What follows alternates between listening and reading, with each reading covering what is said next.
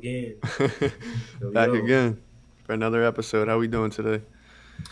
Doing great, man. Doing great. Another day. Uh, another brick by brick, of course. You know, building a brand one day at a time. But how about you? How's your day been? Good, man. I was supposed to have Orange Theory earlier today, and I canceled it to kind of focus up on this stuff.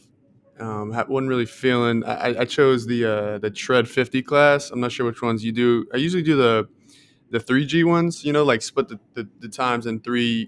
Strength or what is it? Rower, weights, treadmill. This one was supposed to be for the 50 just tread, but wasn't feeling it. Stayed on my ass on the computer. But aside from that, just a normal day. Like you said, brick by brick, moving along. So, um, yeah. That's a fact, man. I love that. I love quitting. I've quit Orange Theory myself. Yeah, it was just getting kind of exhausted. I'm gonna get back to it. I think I'm gonna buy a Peloton soon. Get that delivered. Um, I, and also, man, is it just me or everyone running nowadays? Like everything's about a good run. What is that about? I know you just had your race, so As someone who's kind of been swept up in the wave, I have noticed that, and especially like in the social scene, I'm seeing all this shit on Twitter about like runner meetups and running clubs or the new dating apps, talk like that. You know, I guess it's a good initiative, right? Staying healthy, getting active, getting moving. I'm not sure what the initiative is behind that. I think like because I do have like a stationary bike downstairs in the gym and treadmill there. I find more pleasure running outside. I think that's just more so like scenery, get out by the lake. You feel the ground underneath you. But no, I have noticed that as well. I think, and specifically out here, the weather is beautiful now. Summertime, summertime shy. So people are just all everywhere running. So, yeah. yeah, man. Yeah, I'm gonna join one soon. I don't know about it being the dating thing. That's kind of weird. I like all my dates to be in Fig Jam. I'm more of a Fig Jam guy. I want to be around someone where dates where I can push pixels with. Strategize. That's more of my thing. I like how you're repping Chicago and I'm repping Brooklyn today. Of Hey. course, this is actually a gift from you. So that's some brick by brick lore that we can add in there. But man, let's get into some topics. I don't Let's have do a it. fancy segue today, but um, something to add to the conspiracies that we have talked about on this broadcast over the past couple weeks, and something that I've been trying to prepare for. Uh, Going back to reference libraries, USB Club, the attack on the Internet Archive, man. What did you read about that? Yeah, so it scared a lot of people, right? Internet Archive hosts just an enormous database of information, music, podcasts, TV shows, movies. I myself have, gone online to watch a bootleg movie, 123 movie or some bullshit like that. And then the first link that comes up is, archive.org, and it's just available free, decent quality. So Internet Archive has served as a source of information and log data for so long for so many people. To see that taken under is scary, and all the talks behind, like you're saying, just the loss of accessibility to the internet and access to information is what's scaring everybody. So I think I need to follow you up with just collecting information personally and storing it on hard drives that you own, hardware and software that you have control over. So Yeah, man. This DDoS attack is very interesting because why would anyone want to attack the Internet Archive being a nonprofit. That's such a strange thing, but like other people are saying online, it looks like maybe some nation state. Uh, you know, I can't call. I can't think of any off the top of my head uh, that is real enough to take down the archive. um, right? Maybe they want to wipe out any evidence of anything, any war crimes, any things like that happening on the internet, so people can't go back and reference that. When I read this, what was very interesting is a lot of the uh, newspapers, media companies have like disappeared or gone. They no longer exist. That was happening about 6 months ago. They all basically closed their doors. Now we have this attack, and we're so dependent on the internet for everything, right? Like we can't even, let's just be honest. Most of us can't even spell without the touch bar on a Mac correcting it grammarly or googling a word, right? So um, for them to be for this attack to happen, that way back machine not for us not to have access to that, it's doesn't seem like a big deal now, but in the future, um, that could be very, very scary. And for those who are listening who may not understand what this attack is, basically uh, millions of requests uh, has been going to this website, the Internet Archive, and basically shutting it down so people don't have access to it. And if enough requests happen over a period of time, then it'll just be down completely to where it would take a long time for it to get back up or just not get back up at all. So it's very weird. It's very strange. Um, but we'll see. We'll definitely see 6 months from now what that was actually about. When we don't remember, it's almost like they're trying to wipe our memory, wipe certain things out of uh, historical context, so we can't remember what's going on. It's real. It's real weird, man. Real weird. Yeah, man. These outlets are, writing about how they were, people may be out to erase evidence of genocide in certain moments of history where it's important to document them to understand and to know that these things happen. It's interesting to see the uproar from these online communities regarding this shutdown, right? Compare this to a widely known, you know, commonly used everyday platform, social media, such as Instagram, right? Instagram goes down, let's say, once every quarter, every other quarter, something like that, right? It's just how things work. It happens. Whether that be Facebook going down and that trickles down to Instagram because Meta owns everything. So compare that uproar, that goes down and it sends a shock throughout the whole world because everybody's on fucking Instagram all day long.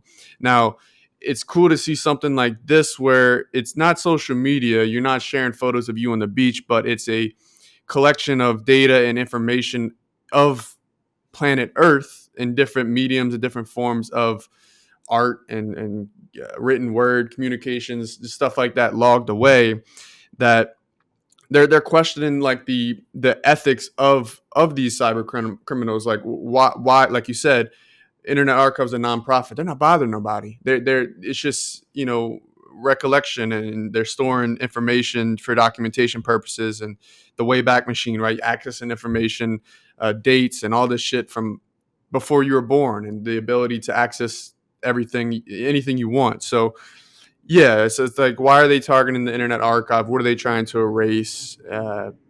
Interesting. Yeah. Man, it's weird. Um, there's some things I want erased off the internet for sure. Uh, The Obama years, they can just erase all that for me. Just get that out of here.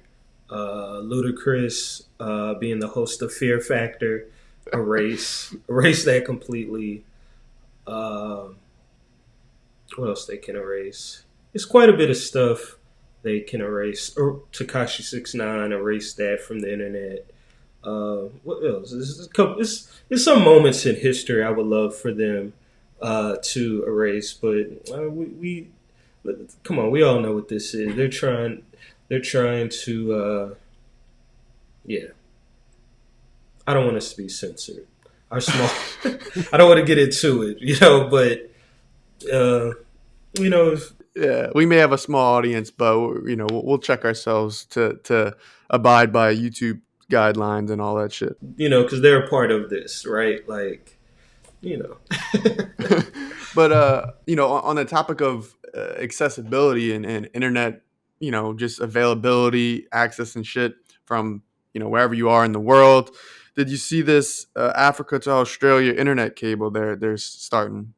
You know, as a man who loves cables, love running cables, worked as a cable man, uh, you know, while I was trying to support my design dreams. Of course, I read this. Um, I one of my secret talents is being able to splice fiber. Uh, Splicing fiber is very tedious, very fun, but amazing to see all these little hairs, angel-like hairs, be spliced together and give you internet access. I think fiber is just it's good for your gut health. And it's also good to uh, connect to internet. So I did see this about the Umoja uh, route from I believe Kenya to Australia or Australia to Kenya is very interesting. Well, I have to get this out the way. It's very interesting that they picked this Swahili word, which is actually a Kwanzaa word for those out here who may celebrate Kwanzaa. Uh, Umoja is unity, which hints unity connecting Australia to Africa. It's cool, and I don't think a lot of people think about how the internet works. Like it's not what is it, Starlink? It's not by satellite. Everything is literally ran by fiber optic cables that are ran to nodes, and those nodes send the signal to a coax cable that actually runs into your home, where then it's Wi-Fi. A lot of people don't think about that. Our whole planet in the ocean, there's cables literally going from uh, like California to Japan, right? We hear so much about like these conflicts with countries, but there's literally a cable going by Yemen and going by Saudi Arabia right now. That these people that we come on, we got to. I'm trying to censor these people that we think are enemies could easily just cut this cable, right? I don't know how far deep that is. I don't know if that submarine that or that tin can, whatever those guys were in. I don't know how far that went down. If that's the same depth as these cables, but literally our whole planet is wrapped in this fiber optic cable connecting all of us. So this is interesting because, of course, uh, internet on Africa will improve by having this, just having more bandwidth. So yeah, it's going to be interesting to see what comes of this. But Google's been doing this for some time, um, running these cables. What do you think about this new connection? Yes, so Umoja will join the Equano cable, which connects Portugal with Nigeria. So whole all part of the AfriConnect. I think this is cool. I mean, like you're talking about, we don't often think about what lies beneath, subsea. We can imagine all the fucking satellites that are orbiting the Earth right now, for 3G, 5G, internet connections and stuff. But there is a lot going on underneath the sea to connect all these, different locations. Now, I think it's important that Africa being one of the lowest supposedly lowest internet penetration rates globally, that it's important that they have this internet connectivity to economic growth development across everywhere that this can affect. Now, I think it's important to note that, as we recently saw with, like, I know this is kind of different, so bear with me, but recently the Starlink got installed to like a tribe of some sort, and we'll brush right through what they did with that accessibility for the sake of not getting flagged. But you know it's important that Africa and all these different parts of the world, that have the or close to the same level of reach in terms of internet connectivity as everywhere else in the world. I think that's fair game, and it's important that the way of the modern world, that everybody can connect to the internet to work, learn, grow, etc. So this is cool. Google doing their thing. So it's slated for, or could be ready for 2026. So they're going to be putting a move on it.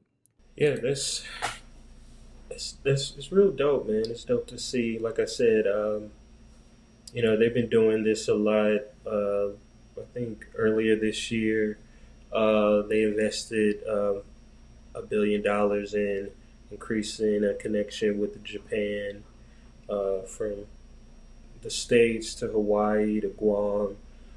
So that's interesting to see. I don't with the Internet Archive being under attack and pornography now, I guess legal or okay on Twitter. All the bots, the dead internet theory that we've talked about in past episodes. It's going to be interesting to see what the internet looks like. What does community looks like? I'm very much watching Discord, because as we're more connected, building community, I think, is going to be very important. And with the political turmoil that we're facing across the globe at this point, I think people of all different walks of life and languages are going to have to connect even more. And this internet is going to have to, it's going to be even more important. So stuff like, man, Starlink, I don't, yeah, let's just, let's go to the next topic. uh, yeah. So on the lines of Google, they're in the news, and they're the return of Magic Leap. So previously a AR startup, they announced a strategic partnership to combine their expertise in technology and optics, aiming to create innovative AR and XR solutions. So we'll throw a photo up what this looks like. Another headgear piece, eyewear, definitely futuristic, sci-fi esque. Um, we'll see what comes to this. Again, I don't know if I mentioned this in a past episode, but I'm kind of weary of just tech around the eyes. I had an Oculus long time ago, like, I don't know, 6 years ago. I had one of the earlier editions, and I just felt that it created motion sickness, and it like fried your eyeballs. I will definitely be vocal about those that looking to purchase this product. If you're watching right now, it's not what it seems.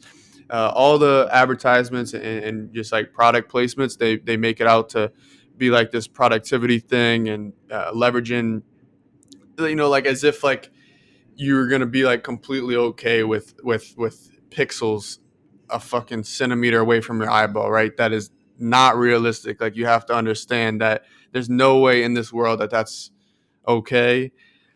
So they're definitely tailored to the, you know, big tech people where they are obsessed with wearables and, you know, Apple Watch on both wrists type shit. They got the Apple Watch, they got the Whoop, they got all this shit to track their vitals and, you know, all this. You know, part of it, some of it's cool, as to say like, if, you know, I've seen different reports about like Apple Watch, like say you get in a car accident, you're solo, car flipped over, and it like registers and it calls someone, notifies someone, you know, the elderly if they're wearing it and they fall. Like there's definitely different use cases, but in terms of eyewear and like leveraging like, you know, just human eyesight and putting stuff up like you know, a HUD view in your shit, I really don't think that's, you know, healthy. And it is innovative because it's useful to some extent, but it's harmful. And that's what unfortunately a lot of people like the Vision Pro, whatever. Like it's, I mean, based off what I've read so far, it tanked. Like it became so popular so quick, and now like nobody's talking about them. They're selling for like 50% off retail, even more. So I think just people realizing that it's just not what it is yet. So we'll see the developments there. I think the eyewear is going to be the hardest thing to replicate because it's our human eyesight that is it's very strict in the way it operates for the human body, but also sensitive and just I don't know. It's hard to work around. So we'll see what this Magic Leap's all about. They keep coming out like, man, this is a radical podcast today.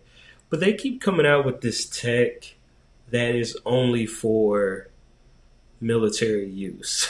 And they're trying to like get us like hype about it. This is for defense, military use. Maybe there's some industrial or some medical cases where this may be interesting and useful, maybe a surgeon or something. But for, like in previous episodes, they don't make this for the common man.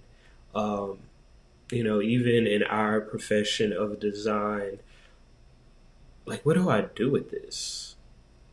Like, the only case I can see for this is I'm designing something and then I test it. But even like, it's already hard to justify an iPad. It's like the Apple TV remote is already weird. Like a Magic Mouse, you have to plug it. Like all these things are still not like perfected.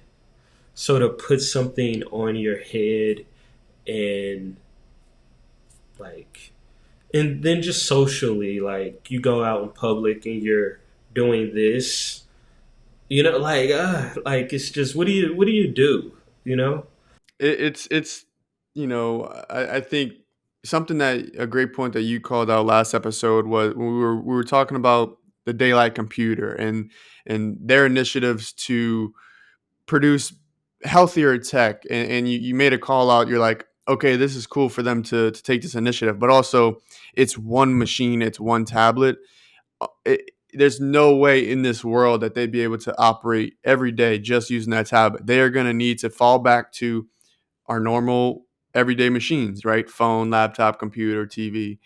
So that being said, to bring it back to our, you know, present day point, I think it's a more so a topic of like the relationship to screens and how much we want that to spill over into real life. You know, like I've seen, like you're talking about, like people in public with this Vision Pro on, like it's just embarrassing. Like they can't take a little bit of their time out to be away from the screen.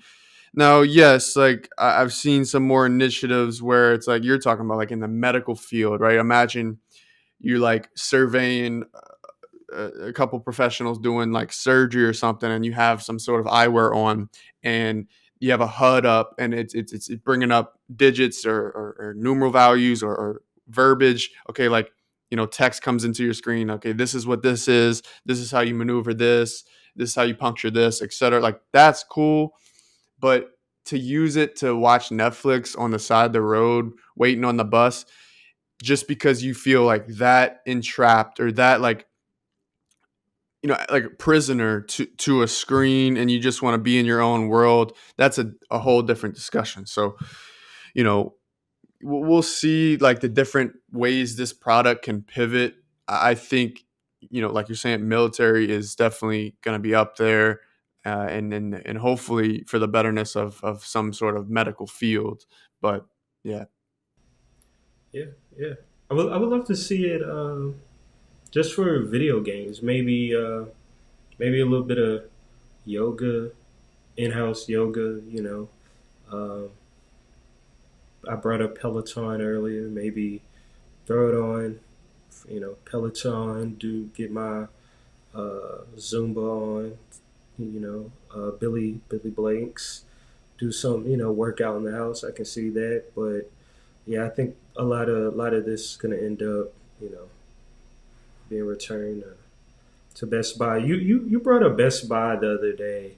What's like Geek Squad? They're like not real people or something. What was that about? Yeah, so it was a recent report, or somewhat recent. I think it was a statistic that tracked information for the whole entire calendar year of 2023. Somehow, okay, so we all know Geek Squad, right? We've all been to Best Buy. I can spend fucking 2 hours in Best Buy easy, just looking at everything. I like Best Buy.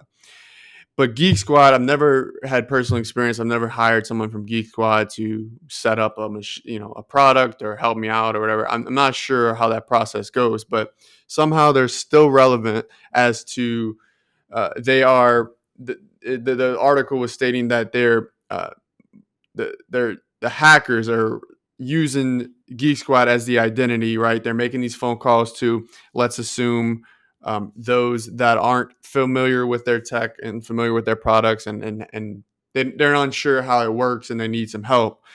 These people who are posing as Geek Squad will tap into their information, whether that be via internet or directly onto their machine, username, password.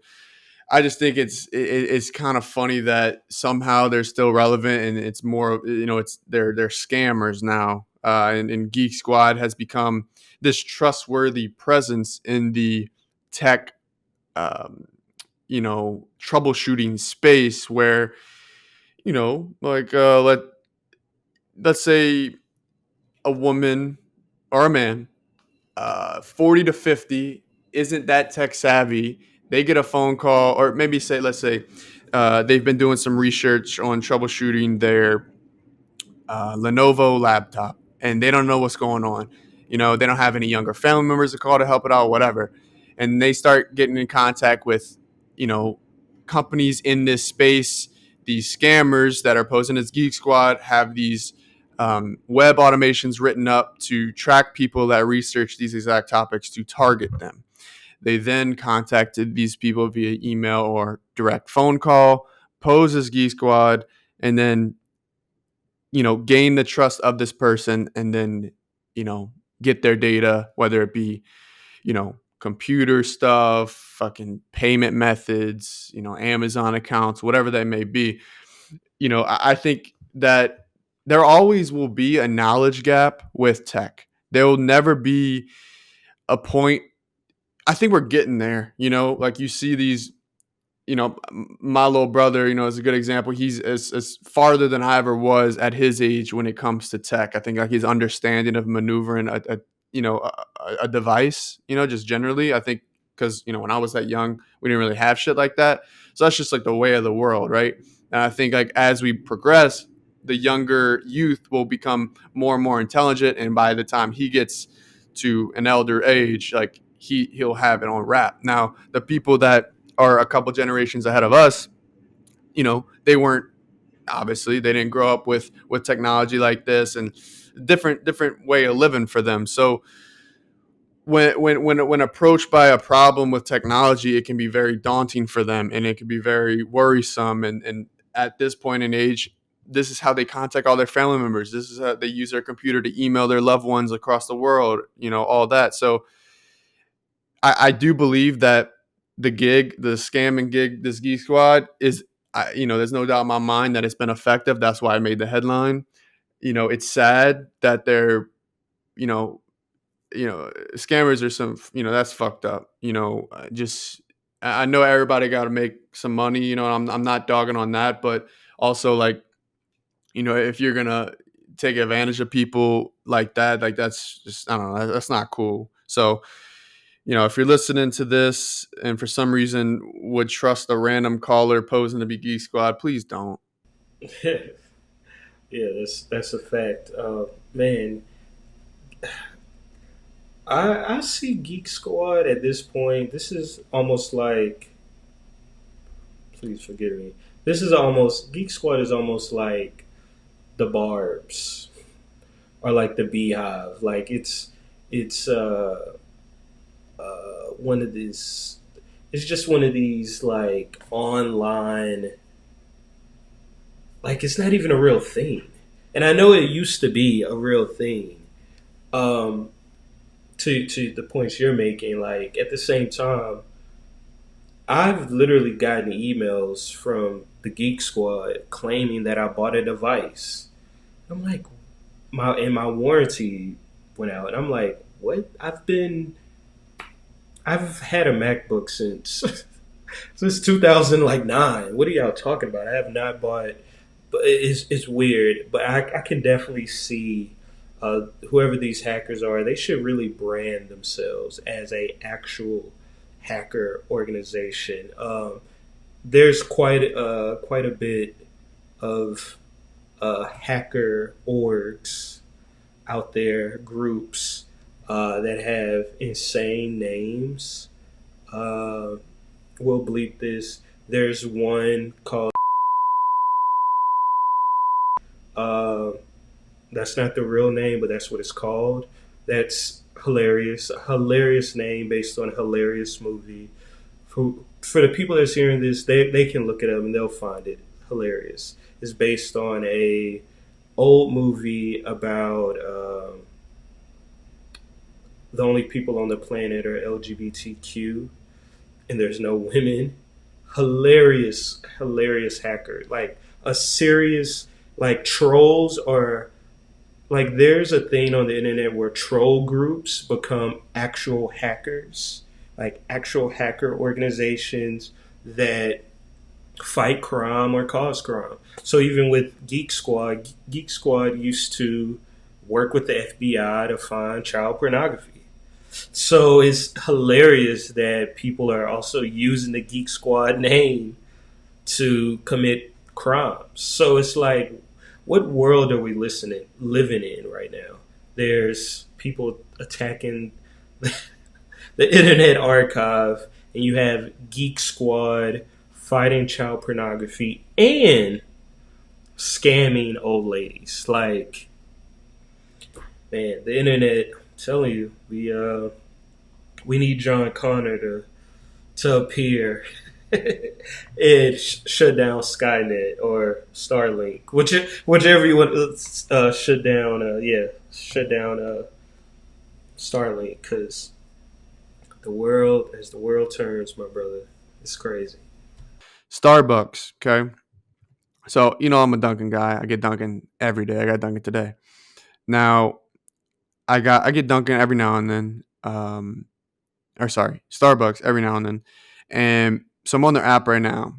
They don't display the prices of their products on their app until you place them all in your cart and it's time to check out.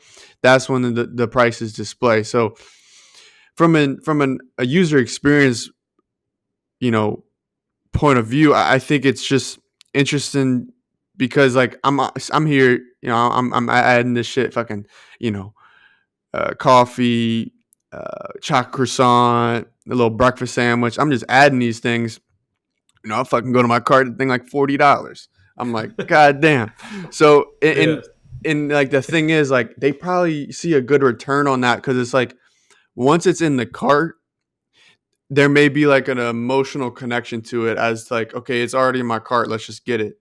right? Or maybe I'm wrong on that. Maybe it's like they don't display them for a reason because it's like a simplicity thing, and they just want to like make you think, just like add the product. But definitely, like from a consumer standpoint, it's I feel like a little weird that like you don't display the price of your items until like you have to go to the cart to see it. I don't know. I don't know. That's yeah, that's very interesting. UX dark patterns in play, right? Like, but I think the thing with Starbucks in particular is if you download the app and you have an account set up, you're already addicted. Yes. Like, there's no going back. You know what I'm saying? Like, and I was once an addict. I call it crack coffee.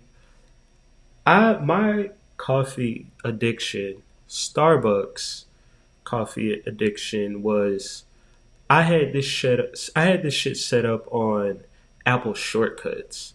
My alarm would go off. It would order the fucking coffee on the app, uh, and I'm walking my dog to the local Starbucks to pick up my order. Already there, already paid for. Don't know how much it costs, honestly. Then they give you the little 25 stars, or yeah, 50 stars. So in your mind you're always getting a discount. You always, you know what I'm saying. You gotta use your points. I know a lot of uh, women friends. They love to have their Starbucks points or stars, whatever it is, so they could get a free coffee, right? Because hey, we need coffee to survive. But I have since deleted that app. Since October 7th, I think was the last time. This October man 6th remembers was the the last date. time. Yeah, since October 7th, I have not went over there. I lie, I have, but um, yeah, that's very interesting. They'll do that. And what's crazy is so there's a Starbucks by my crib, by my house, and across the street is the local coffee shop, where everyone knows my name. So, you know, I'm just a guy with an orange fucking beanie on, 7 a.m. in the morning. So I gotta don't look. You don't see me go to Starbucks. I can't let them see that I'm going there instead of the local coffee shop. So, man, that's interesting. The games people play, man, it's crazy. It's a cold world. Yeah, and you're right. Like because I have the app already on my phone and I have like the star balance, like I'm already just caught up in their system, and I'm gonna care about getting the points and all this. Uh, I think Starbucks has positioned themselves at the same time of being like basic as hell and being like on every corner, also being like some like not luxury, because like I've seen some niche fucking mom and pop coffee shops that are like great coffee, great vibes, high prices, but Starbucks definitely ain't the cheapest on the list. So they've become like the consumer favorite, but also being like this like prestigious kind of like Starbucks as a company, and whatever that you want to call that. So yeah, I don't know if it's a branding thing, if it's a image thing, like they don't want to put it makes me think of like Apple, right? You go on apple.com, they've always been like with their products, they'll do like, let's say, I don't know, $100, $120, 0 cents, right? They won't do like 50 or something like that. I think that's just like a cleanliness, simple, modern, Apple black and white, just like brand thing. Now to not display the price at all until the final part of the cart, maybe that's just like you know a commitment thing. They're like, okay, you already added it to your cart. Should you double back now that it's already in your cart? Should you remove it just because you've seen the price, or should you just leave it? Should you just because it's already in there, just place your order. Definitely a interesting, like, I'd be curious to know like a like user behavior if like at one point I haven't had the app for that long, so like maybe at one point they did display the prices. Where do those track up? Like if they saw more purchases with or without the prices, I'd be interested to know that information. I wonder if it's because of their reward program. I'm almost certain it's probably because of that. They don't display it because you're getting a reward literally every goddamn purchase. But speaking of disgusting places, you seeing what's going on with Chipotle right now? In our heyday, we were eating some Chipotle, man, like all the fucking time. So this is very interesting how this memo that went out about if someone's recording to put more than usual in these bowls. Have you seen this? What do you feel about that? Yeah, I have seen this, and I've seen like videos of the comparison, like one like without the recording, and then like one of someone recording them. First of all, I think it's weird to pull up to Chipotle and record somebody filling food in your bowl. Let's be clear, like don't do that. Don't be that person.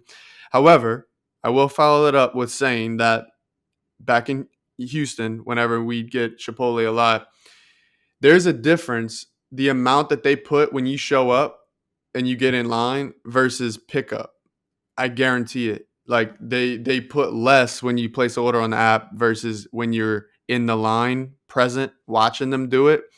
So I think that only supports the argument, unfortunately, that like they do more when you video them. Now I'm not recommending you go video.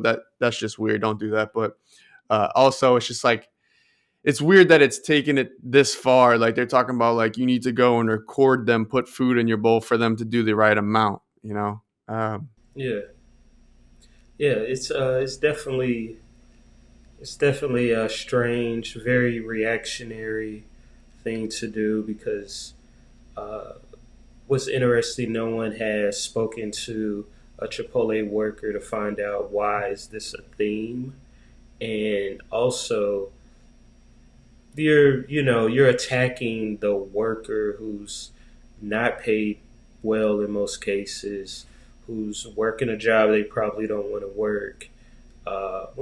You need to be you need to go videotape or attack or harass the CEO, the actual people who run the company, because if they're sending a memo to say, hey, put more food when someone's recording, they could have easily sent a memo to say just fill up everyone's fucking bowl with or without a camera, if that's the case. So to me, that says they told employees to be skimpy on the bowls in general.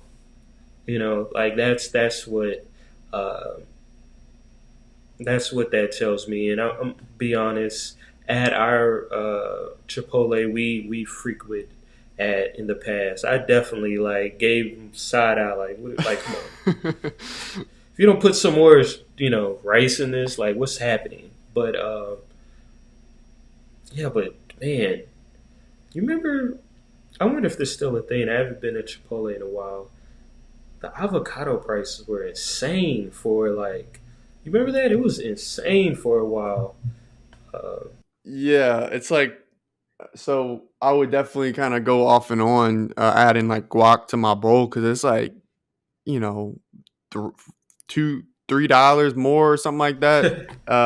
And then like you said, they'd be skimpy with that too. So I've actually haven't gotten Chipotle in a long time. We've been fucking with Dos Bros in Chicago. I'm not sure where else they are. It's essentially like Chipotle, but we have one near the apartment, and they're so kind there, and we frequent there often. But um, yeah, that definitely. I think, like you say, reactionary thing.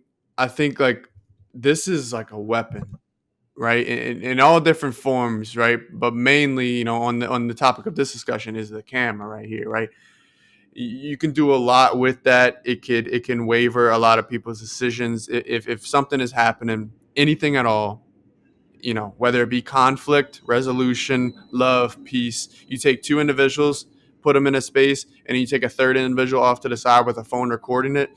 It affects the situation. It just I don't know. It just has so much effect on what's going on that they know that they're being recorded. So to see Chipotle in the news based off like this information, it's kind of funny. I don't know. I think it's bad press, but I'm sure they'll be all right. They'll come out the other side, like you said. The CEO or whoever, they'll send out team messages and say like, look, like let's be real, like come on, keep or start putting more than you've been putting. So, but it's I guess something to talk about. I haven't had, like I said, I haven't had Chipotle in a while, but I think I'm about to get Chick-fil-A after this call. So, yeah, that's what my mind's on now. So, Yeah, yeah. I mean, hey man, that's another brick in the stack. other one. Here we go. What's this? Episode 9, right? Episode 9. Episode 9. Hey, all right. Well, to close it out, we appreciate everyone for listening, especially if you stayed this far. And tune in next week for another episode. We appreciate everyone, and you have a good night.